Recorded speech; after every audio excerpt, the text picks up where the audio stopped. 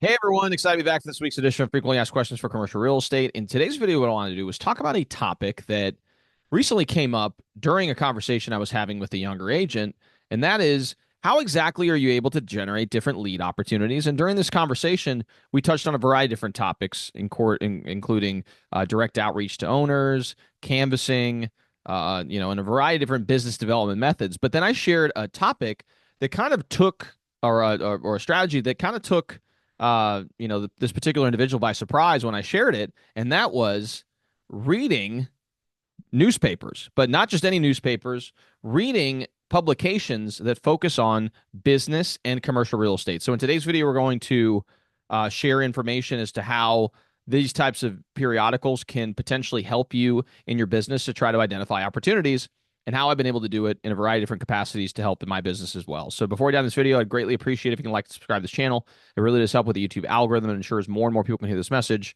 and learn about the many facets of commercial real estate. So now I've done that. Go and like and subscribe below. Let's go ahead and dive into this episode. All right. So as I mentioned during this particular conversation, when I mentioned that I like to read the different news publications that are out there, this younger agent who likely probably wasn't even born it was not born in the 90s. I believe he was born in the early 2000s. Likely had never been around in a world where there were no computers, there were no smartphones that weren't readily available. It kind of took him a little bit by surprise. And granted, I don't always read actual physical newspapers, but I have the apps on my phone to be able to follow along with different news topics and commercial real estate topics. And so in today's video, I'm going to share just some ways that these particular periodicals can really help you identify potential opportunities. So I'm going to go ahead and share my screen so you guys can see what I'm talking about. So in this case, I'm going to Louisville Business First. Now, Business First is a national brand that focuses on topics locally within your community. There's like a Tampa Business Journal, there's going to be New York Business Journal, like variety of different areas around the country are going to have their own respective Business First publications. And so in this case, I'm following the Louisville Commercial Real Estate or the Louisville Business First, and under the commercial real estate banner of the brand. And I pay, I don't remember the exact amount I pay, but it's maybe 30 or 40 bucks a month to subscribe to this periodical. And it's actually a very insightful one that releases stories really every week that are pertinent to this particular industry. So we can just dive through a few of these stories to try to get an indication of how you could potentially source business for it, right? So, you see publication, you see story headlines like this: Louisville's neighborhood faces rapid change. So, in this case, the Smoketown neighborhood in our local market has been experiencing rapid change. There's been a lot of redevelopment in the area. So again, this could be a potential indication that says, okay, well, maybe we should potentially be looking for opportunities in this submarket because it seems like there's a lot of activity in that market. And in this particular article, they highlight the different things that are taking place. They even share some of the projects that have gone on over the last several years. And so you can kind of have reference points to talk about when you're talking with business owners or property owners in this area. And it could potentially help you win listings or potential opportunities as well. So those types of things are, beneficial talking points and things that could potentially help your business. Another thing that often comes up here is when people are relocating. So let's say the business is doing well and they announce a second location or expansion location. Well, that may be a good opportunity for you to reach directly out to the business owner and say, hey, I heard that you're just expanded to your second location. Wanted to see if in the future you had any needs on the real estate front, or just start that dialogue with them. So if in the future they ever need to expand again, you're their go-to person, or vice versa. Maybe that tenant is looking to shrink their presence, and therefore you can maybe reach out to them to potentially help them find a new space. You could see here there's full retail, remodeling of a particular center. In this case, I believe the center is in Southern Indiana. They're investing heavily into try to revitalize the center. That could be a great opportunity for maybe tenants that have been looking in that corridor. Maybe you're representing some retail tenants. You could put this in front of them and say, hey, look what they're doing at this particular center. That's going to bode well for commercial activity. And you can maybe get in ahead of the increased rents that are going to be coming as a result of that investment.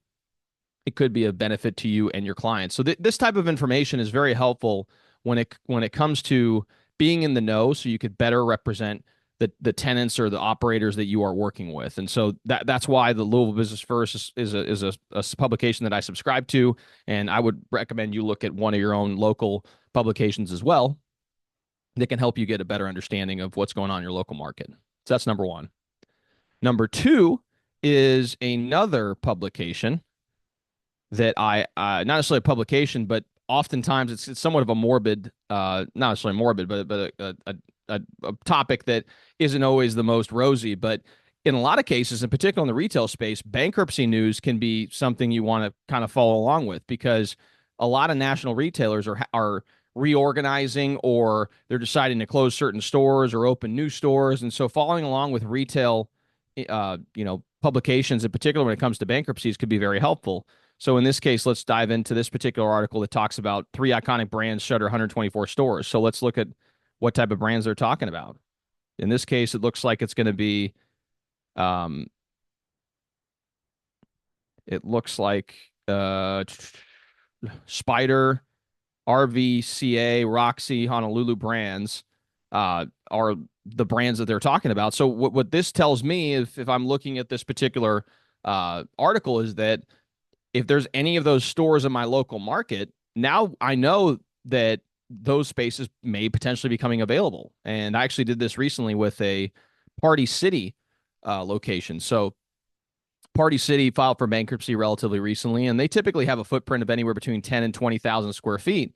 And I'm working with a few local groups that kind of have that profile as far as the tenant's concerned. And so I reached out directly to the owner of the property that operates that had a Party City in their particular location, and I started a dialogue with them to see if there was any interest in backfilling that space with some of my potential tenants. And again, I wouldn't have known about that had I not been following along with a variety of different publications that it told me about the timeline of Party City wanting to vacate their existing spaces and closing up shop. And so this type of information you can learn by following along with different publications, whether that's a physical publication like a Business First, or maybe a more national publication. There's Globe Street, which I'm closely follow as well. Shares a lot of commercial real estate news. There's Biz Now. It's also a very popular commercial real estate and really business website that shares a lot of really good information. The Wall Street Journal is also a phenomenal source of information. Granted, it is the Wall Street Journal and also the New York Times. You've got a lot of different publications that have some unique stories that could benefit you depending on what market you're targeting and depending on what type of clientele you are working with as well. So again, these are just some of the benefits of following along with different publications. They don't necessarily have to be physical publications, but I'm telling you, if you just read some of these stories and gather some of this information, you're going to find ways to generate different opportunities by either talking to owners of properties that maybe, like I shared in the previous example, where there's a tenant that's backing out because of their obligations nationally and they're trying to get out of existing lease agreement. If you're representing tenants, you can maybe backfill some of those spaces. And if you know that a big tenant's going to leave a space, maybe that becomes an opportunity to pitch the landlord and say, hey, maybe you should think about selling this building before things really go sideways and you could potentially be in a bad situation. So there's a lot of different ways that you can use this information to benefit your business.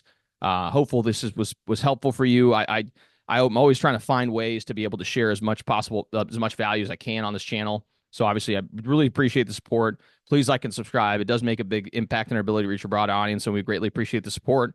And if you are looking to buy, sell, or lease commercial property here in Louisville, my name is Raphael. I'm a commercial broker in town, president and founder of Summit Commercial Group. You can reach out to me at raphael@sumcg.com, or you can reach me via email at 502 or reach out to me via cell phone at 502-536-7315. Thanks again so much for tuning in, and we'll see you all next time.